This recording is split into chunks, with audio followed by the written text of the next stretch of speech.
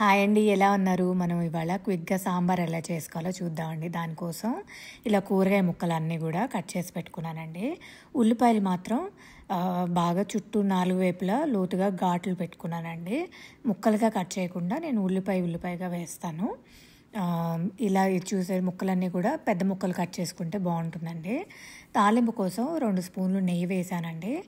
నెయ్యి వేసి కొంచెం కాగిన తర్వాత దాంట్లో కొంచెం మెంతులు యాడ్ చేశానండి. మెంతులు వేస్తే ఫ్లేవర్ బాగుంటుందండి. దాంట్లోనే కొంచెం ఆవాలు, కొద్దిగా జీలకర్ర కూడా నేను దీంట్లో యాడ్ చేశానండి. ఇవన్నీ కూడా చిటపటలాడిన తర్వాత కొంచెం ఎండుమిర్చి కూడా వేసానండి. ఇవన్నీ చిటపటలాడిన తర్వాత ఫస్ట్ ఉల్లిపాయలు వేసుకోవాలండి. ఆ నేతిలో ఉల్లిపాయలు వేగినప్పుడు స్మెల్ చాలా బాగుంటుందండి.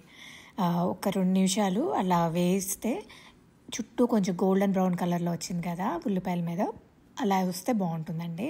ఇప్పుడైతే మీరు దుంపలు ఏమైతే వేసుకుంటున్నారో, క్యారెట్, ఇంకా నేను చిలకడ దుంపలు వేస్తున్నాను, అలాగే మీరు బంగాళదుంపలు కానీ ఇంకేమైనా వేస్తున్నారో అవన్నీ కూడా ఫస్ట్ అవి వేసుకోవాలండి. ఉల్లిపాయలు వేసిన తర్వాత ఇవి కొంచెం మూత పెట్టేసి మగ్గించుకుంటే బాగుంటుందండి. బాగా కలిపి పెట్టేసుకొని ఒకసారి మూత పెట్టి ఈ కొంచెం ఒక 2-3 మినిట్స్ అయినా మనం మగ్గించుకోవాలండి. మగ్గిన తర్వాత తీసి కొంచెం పసుపు యాడ్ చేసుకున్నానండి ఈ స్టేజ్లోని. దీంట్లో ఇప్పుడు ములక్కాడలు, మిగతా కూరగాయలు ఏవైతే ఉన్నాయో అవన్నీ కూడా నేను ఒక్కొక్కటిగా యాడ్ చేసేసుకుంటున్నానండి. టమాటాలు కాకుండా మిగతావన్నీ ఇప్పుడు యాడ్ చేసుకోవచ్చండి. అన్నీ ఒకసారి బాగా కలిపి పెట్టుకోవాలండి.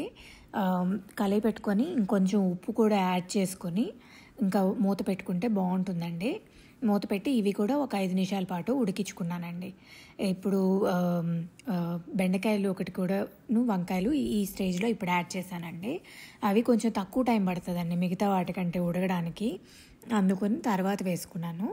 ఇవి కూడా కొంచెం సాల్ట్ వేసి నేను మూత పెట్టేసి ఒక 2-3 మినిట్స్ అయినా ఉడికించుకోవాలండి. చూసారా, ఇలాగ ఒకసారి అన్నిటికీను నూనె, తాలింపు గింజలు అన్నీ కూడా బాగా ఈవెన్గా కలిసేలాగా కలుపుకోవాలండి.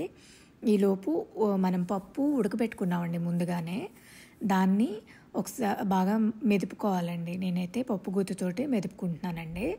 మరీ పేస్ట్ లాగా అయిపోకపోయినా ఈ మాత్రం ఉంటే బాగుంటుందండి సాంబార్లోకి. మీరు కొంచెం ఒక 5 మినిట్స్ అయినా నేను మెదుపుంటానండి. ఎందుకంటే పప్పు మరి గింజలు పొలుకులుగా ఉంటే కూడా బాగోదు కాబట్టి ఇలా చేసుకున్నానండి. ఇది తీసుకొని ఇప్పుడు మనం ముక్కలు ఉడికినాయి కదండి, దాంట్లో యాడ్ చేసుకోవాలండి. ఈ స్టేజ్లో అయినా కూడా మనము కొంచెం ఉప్పు యాడ్ చేసుకొని ఉడకపెట్టుకోవాలండి. కారం అప్పుడే వేయకండి, చింతపండును కారము అప్పుడే వేయకండి. వేస్తే ముక్కలు ఇంకొంచెం ఉడకాలి కాబట్టి ఈ పప్పును కొంచెం వాటర్ యాడ్ చేశాను కదా, ఆ దాంట్లో ఉడికితే ముక్కలన్నీ చక్కగా సరిపడా ఉడుకుతాయండి.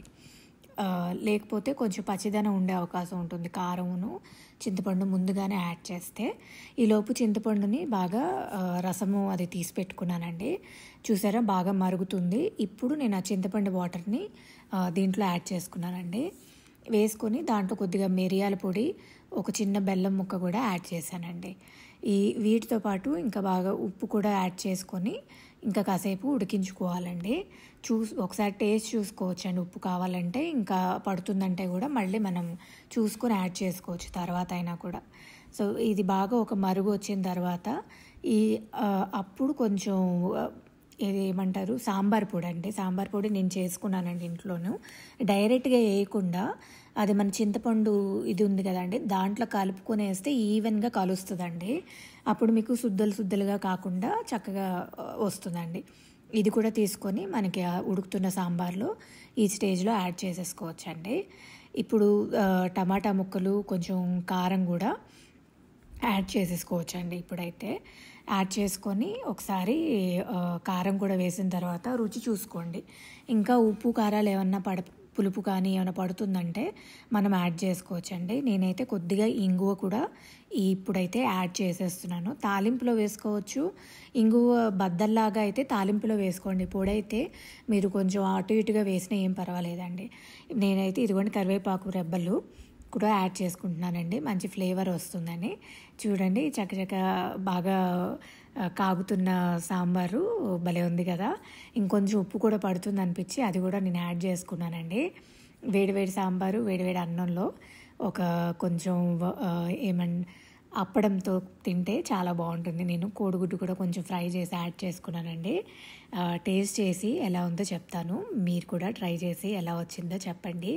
Please like, share and subscribe our channel and support us అండి. Thank you so much for watching అండి. ఇప్పుడైతే నేను ట్రై చేసి మీకు ఎలా ఉందో చూపిస్తానని. ముక్కలన్నీ వేస్తే చూడడానికి కూడా బాగుంది కదండి. అన్ని వెజిటేబుల్స్ కలిస్తే మనకి టేస్ట్ కూడా చాలా బాగుంటుందండి. ఇదిగోండి సైడ్ నేనైతే కొంచెం ఒక అప్పడం కూడా యాడ్ చేసుకున్నాను. టేస్ట్ అయితే చూద్దాం ఇప్పుడు ఒకసారి. బాగా వచ్చిందండి, టేస్ట్ చూశాను. మీరు కూడా ట్రై చేయండి. Thank you. చాలా బాగా వచ్చిందండి. మీరు కూడా ట్రై చేయండి. Thank you so much for watching అండి. Have a good day.